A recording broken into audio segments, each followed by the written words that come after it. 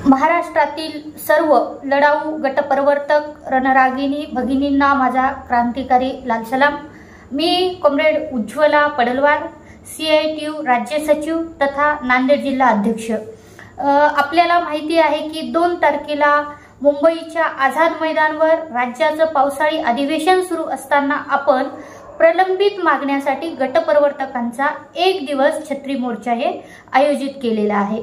महाराष्ट्रातल्या गटप्रवर्तकांमध्ये संभ्रम आहे, त्या नाराज आहेत। त्यांची नाराजगी नक्कीच आम्ही एक कार्यकर्ता म्हणून, संघटनेचे कार्यकर्ते म्हणून समजू शकतोय, कारण आपण ज्या पद्धतीने मागील काळात लढाई लढलेली आहे, लढल्यानंतर राज्य सरकारने स्वतः आशाताईंना 7,000 रुपये आणि गटप्रवर्तकांना 10,000 रुपयाची वाढ मंजूर केली होती। परंतु नंतर सरकारचं जे आश्वासन होतं ते खोटं ठरलं आणि सरकारने आशाताईंना 5,000 रुपये वाढ अत्यंत मोठ्या लढ्यानंतर आणि गटप्रवर्तकांना फक्त 1,000 रुपयाची वाढ दिलेली आहे। कारण गटप्रवर्तकांना 10,000 रुपये वाढ देणार असं सरकारचं म्हणणं होतं, सरकारमधल्या जबाबदार खात्यातल्या मंत्र्यांचं म्हणणं होतं। परंतु सरकारचं हे आश्वासन खोटं ठरलं आणि महाराष्ट्रातल्या गटप्रवर्तकांमध्ये खूप तीव्र नाराजगी आहे। कारण गटप्रवर्तक ताई हे म्हणजे आशा वर्कर महिला ह्या काम करतात, ग्रामीण भागामध्ये ग्राउंडलाच काम करतात, परंतु 25-30 गट आशाताईंच्या ज्या कामाचं मूल्यमापन आहे ते गटप्रवर्तक ताई स्वतः त्यांच्या गावागावात फिरून ह्या जमा करतात आणि ते शासनापर्यंत पोहोचवण्याचं एवढं महत्त्वाचं गटप्रवर्तक ताई काम करतात। परंतु राज्याच्या सरकारने या गटप्रवर्तक ताईंची फसवणूक केलेली आहे, त्यांना वाढीमधून वगळण्यात आलेलं आहे। म्हणून आम्ही कृती समितीच्या वतीने पुन्हा एकदा सरकारवर रोष व्यक्त करत असताना 2 तारखेला आता महाराष्ट्राचं पावसाळी अधिवेशन चालू आहे।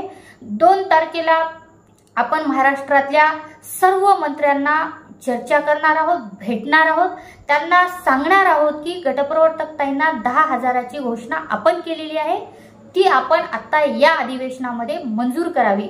आता आपल्याला माहिती आहे महाराष्ट्रामध्ये मोठ्या संख्येने आशा आणि गटप्रवर्तक लढल्या, परंतु एकीला वाढ झाली आणि दुसरीला त्यातून वगळल्यामुळे गटप्रवर्तक ताई नाराज आहेत। परंतु भगिनींनो, लढल्याशिवाय काही मिळणार नाही आणि मिळालं सुद्धा नाही, म्हणून आपण लढलं पाहिजे। आपण नाराज आहात, तुमची नाराजगी आम्ही समजू शकतोय, परंतु नाराज कुणावर राहता तुम्ही? आता आपल्याला माहित आहे, मी CITUच्या वतीने बोलताना कृती समिती सगळेच प्रयत्न करत आहेत, परंतु महाराष्ट्रातलं जसं हे 2 तारखेचं आंदोलन आपलं ठरलं तसं महाराष्ट्रातल्या आपल्या फेडरेशनच्या अध्यक्षा आनंदीताई असतील, आपल्या महासचिव पुष्पाताई असतील किंवा कोषाध्यक्षा अर्चनाताई असतील, ह्या सगळ्या अख्ख्या महाराष्ट्र पिंजूर काढत आहेत, जिल्ह्यात मोर्चे मेळावे घेत आहेत आणि सांगत आहेत की भगिनींनो, आपला रोष हा सरकारवर आहे, आपल्याला सरकारच्या विरोधात लढायचं आहे। यामध्ये कुठलाही शॉर्टकट मार्ग नाहीये। आपल्याला माहिती आहे, खरंच शॉर्टकट मार्ग असेल तर आपण कृती समिती सहित आपण त्या शॉर्टकट मार्गाने गेलो असतो। परंतु भगिनींनो, या सरकारला जर धारेवर आणायचं तर आपल्या पायातली चप्पल आणि हातातला झेंडा हा मजबूत ठेवला पाहिजे, त्याशिवाय आपल्याला न्याय मिळणार नाही। म्हणून मागच्या काळात काय घडलं हे आता विसरून जा, कारण मागच्या काळात घडलं हा सरकारचा दोष होता, त्यांनी आपल्यावर अन्याय केलेला आहे। परंतु त्याच तीव्रतेने आपल्याला मोठ्या संख्येने आता लढायचं आहे। आझाद मैदानाला फार मोठा मोर्चा काढायचा आहे।